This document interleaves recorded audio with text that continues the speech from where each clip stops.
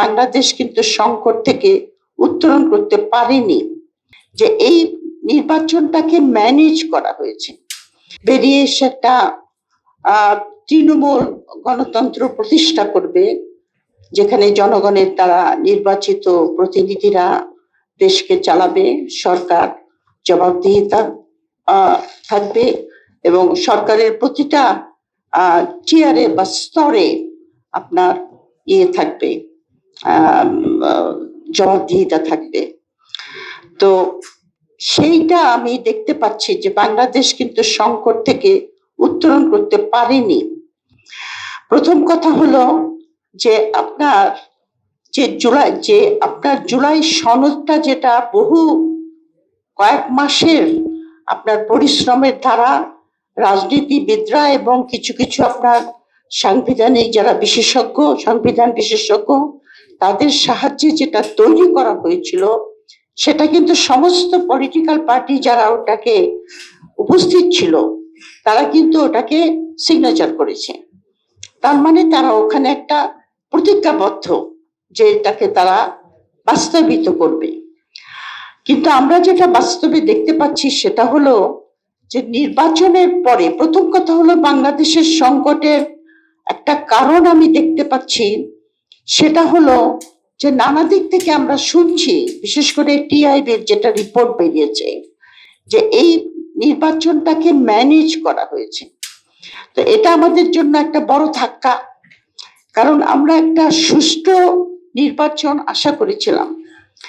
বাংলাদেশের জনগণ এই জাতীয় ম্যানেজড ইলেকশন বা আপনার তৈরি করা নির্বাচন আপনার তারা ক্লান্ত। তো এই জাতীয় নির্বাচন হলে পরে কিন্তু তখনই যারা সরকার গঠন করে তারা প্রশ্নের মুখে পড়ে যায়।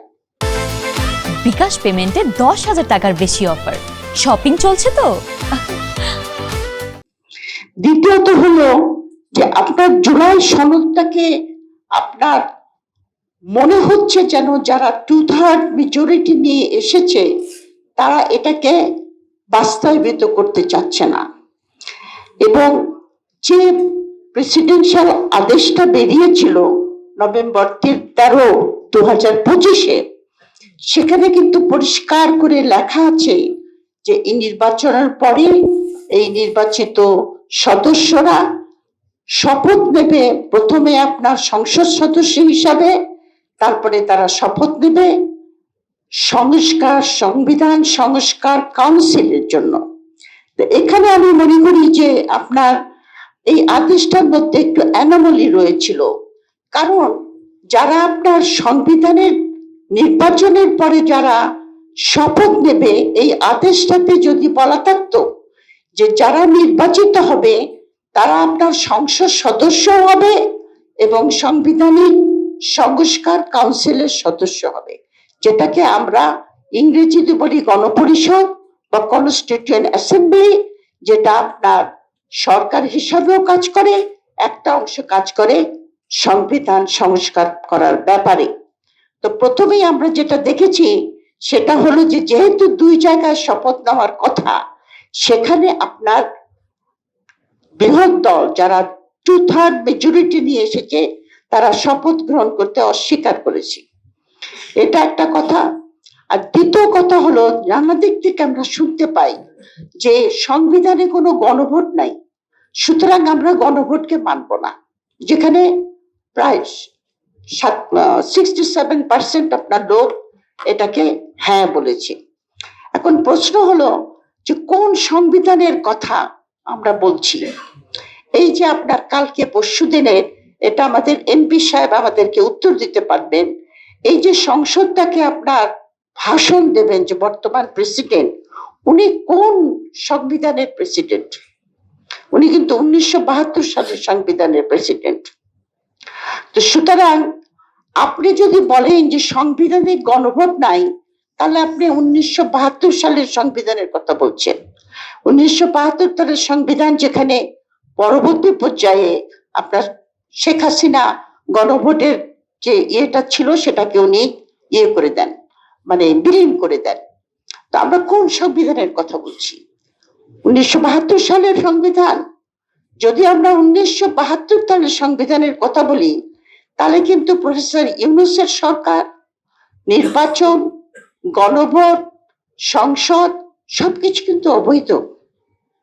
আপনি এটাকে বৈধতা দেওয়ার জন্যই আপনার জুলাই সনদকে মেনে নিতে হবে এবং নতুন কনস্টিটিউশন গণভোটের মাধ্যমে যেটা পাশ হয়েছে সেই সংবিধানের আন্ডারে আপনি কাজ করবেন। সেটা না করলে পরে যে সাংবিধানিক জটিলতা তৈরি হবে, সেই জটিলতা থেকে বেরিয়ে আসা অত্যন্ত দুরূহ হবে বলে আমি মনে করি। কারণ যত দিন যাচ্ছে, নাইনে আমার পাশে একজন আইনজীবী বসে আছেন, আইনজীবীরা কিন্তু আইনের ব্যাখ্যা দিতে কিন্তু তাদের কোনো জুরি নাই, আপনি কনফিউজড হয়ে যাবেন আইনের ব্যাখ্যায়। সুতরাং এটাকে কোর্টে ঠেলে নেওয়া হয়েছে। একজন রিট করেছে যে জুলাই এই প্রেসিডেন্টের এই আদেশ অবৈধ কেন নয়। এখন এটা কিন্তু আমাদের শেখ হাসিনার সরকারের কথা মনে হচ্ছে। শেখ হাসিনাও কিন্তু কোর্টের মানে বিচারকদের ঘাড়ে বন্দুক রেখে অনেক কিছু করেছিল, সংবিধানকে আপনার যত রকমের অ্যামেন্ডমেন্ট থেকে শুরু করে সবকিছু করা হয়েছিল। কাজে আমি মনে করছি এগুলি খুব একটা অশনি সংখ্যক। আমাদের যুব সমাজ, আমাদের তরুণরা যে স্বপ্ন আমাদেরকে দেখিয়েছিল, সেই স্বপ্নটা কিন্তু প্রথমেই যেন মনে হচ্ছে হোঁচট খেয়েছে।